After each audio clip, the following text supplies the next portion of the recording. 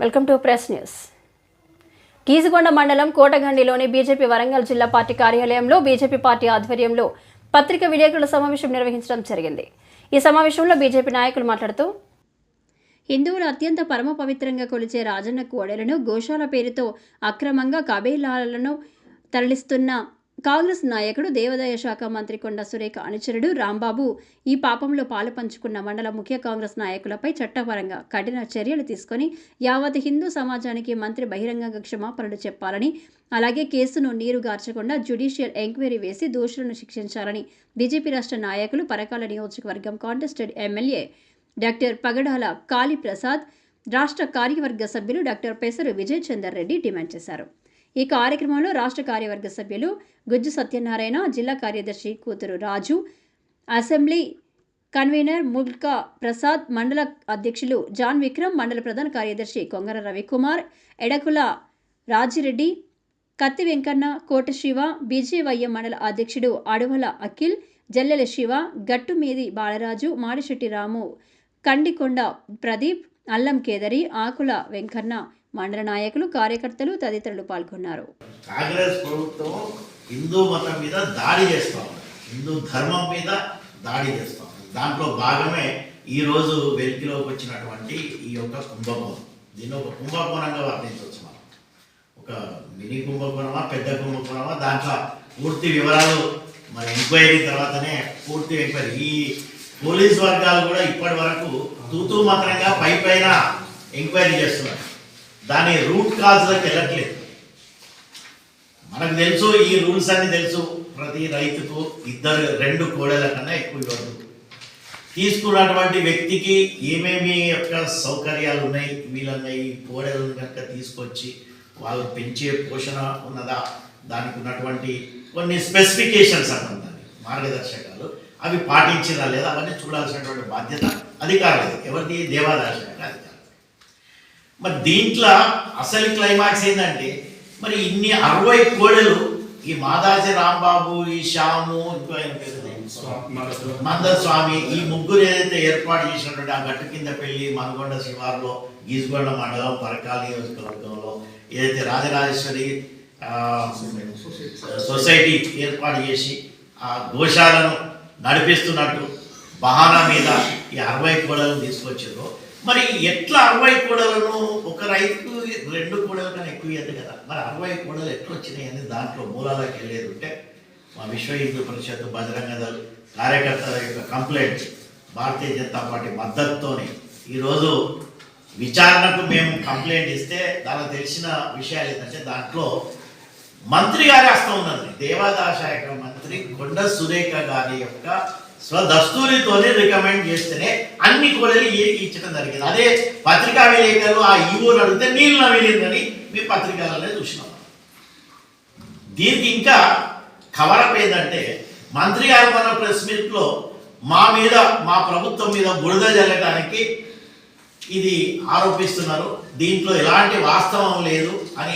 మరి వాస్తవం లేదానికి ఏ వాస్తవం లేదు అని డీటెయిల్స్ లేదు. నేను మొత్తం ప్రెస్ విన్నా, మేడం గారు ప్రెస్ విన్నా, ఓన్లీ గింతే, దీంట్లో వాస్తవం లేదు, వాళ్ళే ఇంకా మా మీద దుష్ప్రచారం చేస్తున్నారు. మరి ఇక్కడ సిఐ అడిగితే కరెక్టే అని ఆయన పత్రికా విలేకరులు సిఐ అడిగితే కరెక్టే, దాని తప్పు జరిగింది అని మహేందర్జీ ఇంకా మిగతా వాళ్ళు ఎస్ఐ గిట్లా వాళ్ళు ఒప్పుకునే ఉండి, మరి ఎవరైతే రైతుల యొక్క పాస్బుక్లు కావచ్చు అవి తీసుకొచ్చిన వాళ్ళని కూడా ఎంక్వైరీ చేసింది కదా పోలీసులు. ఎక్కడ కూడా ఎవరికి కూడా కోడలు ఇచ్చినట్లేదు. గట్టిగా మొదలిస్తే ఏమన్నారంటే ట్రాన్స్పోర్ట్లో కొన్ని వచ్చినాయట, కొన్ని మళ్ళీ వాపసు ఇచ్చిన, కొన్ని మిగిలినవి 14 ఎంత ఉన్నాయి. అంటే దీంట్లో ఎన్ని మీరు అమ్ముకున్నారు, ఎన్ని కలేబరాలకు దానికి పోతున్నాయి, కోతకు పోతున్నాయి. ఎంత పాపం అంటే ఇది. నేను అన్న హిందూ మతం మీద దాడి అని పదం ఉపయోగించింది అందుకే. భక్తుల విశ్వాసాలకు విఘాతం కలిగించే విధంగా ఈరోజు కోడెలను తీసుకొచ్చి వాటిని కోతకు పంపుతున్నారు. భక్తుల ముడుపులను కోతకు పంపే యొక్క దౌర్భాగ్య పరిస్థితికి ఈ కాంగ్రెస్ ప్రభుత్వం పూనుకున్నది డైరెక్ట్గానా ఇండైరెక్ట్గానా మీరు ఏమని అనుకోండి. ఇంతకుముందు మా మిత్రుడు కాళీప్రసాద్ గారు చెప్పినట్టు దీని వెనకాల ఇంకా సూత్రధారులు పెద్దోళ్ళు ఉన్నది కూడా మీరు ప్రభుత్వం బయట పెట్టాల్సినటువంటి అవసరం ఉన్నదని మేము డిమాండ్ చేస్తాం. సో భారతీయ జనతా పార్టీ ఈ కాంగ్రెస్ ప్రభుత్వం డైరెక్ట్గా దీనికి బాధ్యత వహించాలి, రాష్ట్ర ప్రభుత్వం బాధ్యత వహించాలి, ముఖ్యంగా దేవాదాయ మంత్రిత్వ శాఖ. దీంట్లో ఎవరెవరైతే పాల్గొన్నారో వాళ్ళందరి మీద తక్షణ చర్యలు తీసుకోవాలి. మీరు విచారణ పేరు మీద దీన్ని లాగొద్దు, ఎందుకంటే ఇది మత విశ్వాసంతో హిందూ భక్తుల విశ్వాసం సంబంధించింది. ఎందుకంటే గోమాత కావచ్చు, కోడేలు కావచ్చు, ఇదంతా భక్తులు విశ్వాసంతో నింపుకున్నది. మనకు తెలుసు గోమాతను మనం హిందూ ధర్మం, హిందూ మతం బాగా విశ్వాసంతో పూజిస్తాం. అట్లానే కోడేలను కూడా మన వేములవాడ రాజ్యంలో అది ఒక స్పెషాలిటీ, అది ఒక ప్రత్యేకత. తమ యొక్క కోరికలు ఎప్పుడున్నా కూడా లేకపోతే మొక్కుకొని మేము ఈ సంవత్సరం మాకు ఇది అయ్యేది ఉంటే ఈ 2 కోడళ్ళు ఇస్తాం రాజన్న, మా కోరికలు తీరినాయి లేదా మా కోరికలు తీర్చువని. దీనికి ఇంత పెద్ద బ్యాక్గ్రౌండ్ ఉన్న ఈ కోడలను పోయి మన మండలంలోనే, మన గీసుగొండ మండలంలో ఈ యొక్క కుంభకోణం జరుగుడు, దేవాదాయ శాఖ మంత్రి కరెక్ట్గా ఇన్వాల్వ్ అయ్యి సొంత మండలంలో, ఎందుకంటే కొండ సురేఖ గారి మండలం ఇదే కదా గీసుగొండ మండలం, అందుకే నేను అండర్లైన్ చేసి స్పెసిఫిక్గా చెప్తాను మన మండలంలోనే.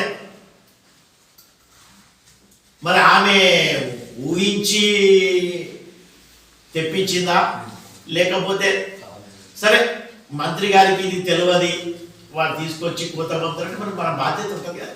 మనం రికమెండ్ సిఫారసు చేసి వాళ్ళు తెప్పించినప్పుడు మన బాధ్యత ఉంటుంది కదా దాన్ని ఎట్లా పోటీ చేసేది. ఎందుకంటే ఇది భక్తుల విశ్వాసంతో సంబంధించింది కాబట్టి భారతీయ జనతా పార్టీ తరఫున మా యొక్క డిమాండ్లు ఒకటి,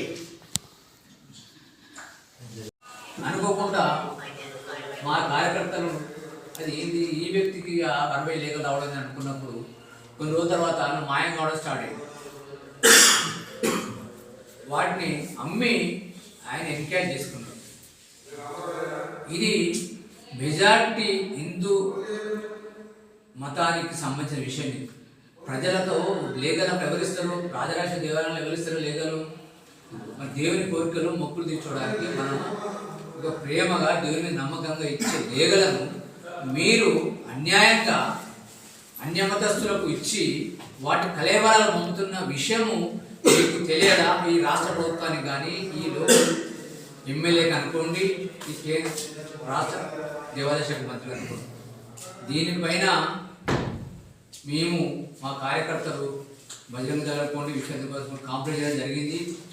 గీసుగూడ పోలీస్ స్టేషన్ వారు దాని మీద ప్రైమా ఫేసి అంటే ఎఫ్ఐఆర్ బుక్ చేశారు. నిజమే అక్కడ కొన్ని ఆవులు గోశాలకు కళ్యాణాలకు పంపినట్టు నిర్ధారణ. ఇన్ని తెలిసినాక కూడా గౌరవ మంత్రివర్యులు అదేదో మేము చేసినట్టు పైపెచ్చు ఈ సైబర్ క్రైమ్ మీద వీళ్ళు వాట్సాప్లో కూడా తప్పుడు సమాచారాన్ని సైబర్ క్రైమ్ కాంప్లైంట్ చేసి మా మీద చర్యలు తీసుకోవాలన్న నిజంగా బాధాకర విషయం, గర్వించదగ్గ విషయం. దయచేసి భారతీయ జనతా పార్టీ పరకాల నియోజకవర్గంలో ఉంది కాబట్టి మేమందరం ఉన్నాం. ఈ విషయాన్ని వదిలిపెట్టము.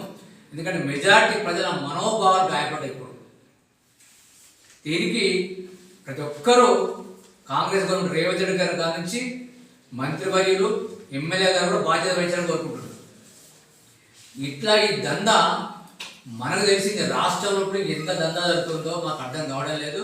దయచేసి మాకు తెలిసి ఈ మండలంలో కూడా కొందరు కాంగ్రెస్లోని ప్రధాన వ్యక్తులు పాత్ర ఉన్నట్టు మాకు అర్థమవుతుంది. దీన్ని వాళ్ళు అప్పరంగా వచ్చిన పాపం లేఖలను అమ్ముకొని డబ్బు సంపాదించుకున్న నీచ సంస్కృతికి గురవుతున్న ఆ కాంగ్రెస్ నాయకులను ఎవరు బయటపెట్టాలి. వాళ్ళు ప్రజల క్షమాపణ బహిరంగ క్షమాపణ చెప్పాలి. వాళ్ళు గవర్నమెంట్ శిక్షించాలి. లేదంటే ప్రజల అనుగ్రహానికి ఆ కాంగ్రెస్ నాయకులు మూల్యం చెల్లించుకో తప్పదు. దీనికి బేషరతుగా రేవంత్ రెడ్డి అనుకోండి, సురేఖ మేడం అనుకోండి, ప్రకాష్ రెడ్డి గారు అనుకోండి, ఎందుకంటే వాళ్ళకి ఏ ధైర్యంతో గీచుకొండ మండలంలో దాన్ని పెట్టుకున్నారు. అంటే ప్రకాష్ రెడ్డి గారు సపోర్ట్ చేస్తున్నారా, లేకుంటే కొండ సురేఖ గారు సపోర్ట్ చేస్తున్నారా, ఇది కాంగ్రెస్ గవర్నమెంట్ మా ఇష్టంలో చేసుకుంటానన్నారు. దయచేసి ఇది మెజారిటీ ప్రజల మనోభావాలను గాయపరచలేగా ఉన్నాయి. దీన్ని ఇప్పుడుతో ఆగము. దయచేసి దీనికి మాకు రాష్ట్ర లెవెల్లో కూడా ఎక్స్ప్లెనేషన్ కావాలి. సదర్ ఈఓ గారిని సస్పెండ్ చేయాలి. ఇక్కడున్న వారిని ఇంకా అసలు సూత్రధారులు వెనుక ఉన్నారు. ఈ మాదాసి రాంబాబు అనే వ్యక్తి నాకు తెలిసి పాత్రధారి మాత్రమే. అసలు సూత్రధారులు పెద్ద పెద్ద వాళ్ళు గీసుకొని ఉన్నారు. వాళ్ళు నాయకులుగా ప్రజలు చెలమవుతున్నారు. వాళ్ళను ఎండగట్టడమే మా భారతీయ జనతా పార్టీ ముఖ్య ఉద్దేశం. వాళ్ళిద్దరు వాళ్ళు మీ అందరూ తెలుసు, ప్రజలందరూ తెలుసు, ఈ సూత్రధారులు ఎందరో తెలుసు. వాళ్ళు తెల్ల బట్టలు వేసుకొని కార్లో దిగంగానే వాళ్ళు అనుకుంటున్నారు ఈ పాపం ఊరికేనే పోదు, ఆ లీగల పాపం, ప్రజల మనోభావాల పాపం వాళ్ళందరికీ తాకుతుంది. దీన్ని మాత్రం నిర్మించలేదు. దయచేసి ఈ ప్రజలందరూ గమనించాలి. ఈ విషయాన్ని ఇంతతో వదిలిపెట్టేదని కోరుకుంటూ ఈ అవకాశం ఇచ్చిన ధన్యవాదాలు. నమస్కారం. అధ్యక్షుడు దానికర్ గారికి, విజయచంద్ర గారికి, ముఖ్యప్రసాద్ గారికి, ఉజ్జల సత్యనారాయణ గారికి, మరి మా బీజేపీ కుటుంబ సభ్యులందరికీ పేరు నమస్కారం. ఈరోజు ఇక్కడికి సమావేశం ఎందుకు ఏర్పాటు చేసిన అంటే తెలుసు. గత 15 రోజులుగా చిన్నగా ఉండి ఈరోజు రాష్ట్ర వ్యాప్తంగా ఒక దుమారం రేగుతుంది. మీ అందరికీ తెలుసు, గట్టు కిందపల్లి శివార్లో ఒక రాజరాజేశ్వరి దేవస్థానం నుంచి రాజరాజేశ్వరి సొసైటీ పేరు పెట్టుకున్నారు. రాజరాజేశ్వరి సొసైటీ పేరు మీద రాజరాజేశ్వరి దేవస్థానం వేలవాడ నుంచి ఒక లేగలను దూడను తెచ్చుకున్నారు. దానికి గౌరవనీయులు దేవాదాయ శాఖ మంత్రులు కొండ సురేఖ గారు కూడా ఎండార్ చేశారు.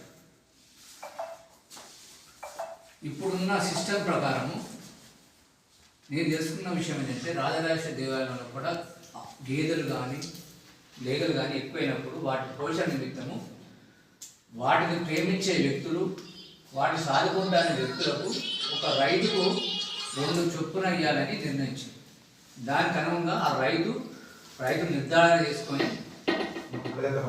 ఒక పట్టేదారు పాస్ పుస్తకం అనుకోండి, ఒక ఆధార్ కార్డు అనుకోండి, దాన్ని బట్టి ఒక రైతుకు గరిష్టంగా 2 ఇవ్వచ్చు. లేగ కానీ ఆవు కానీ 2 ఇవ్వచ్చు. ప్లస్ వాళ్ళకి నమ్మకం కదా, వీళ్ళు ఆవుని కానీ లేదని కానీ సాయగలరు అనే నమ్మకం ఉండాలి. వాటిని సాధుకునే శక్తి ఆ రైతు ఉందని నిర్ధారణ చేసుకోవాలి. ఎవరు దేవుడి పేరు మీద రాజరాజేశ్వరి సొసైటీ పెట్టుకున్నారు. బాధాకర విషయం ఏంటంటే ఆ వ్యక్తి, సదరు వ్యక్తి అన్యమతస్థుడు.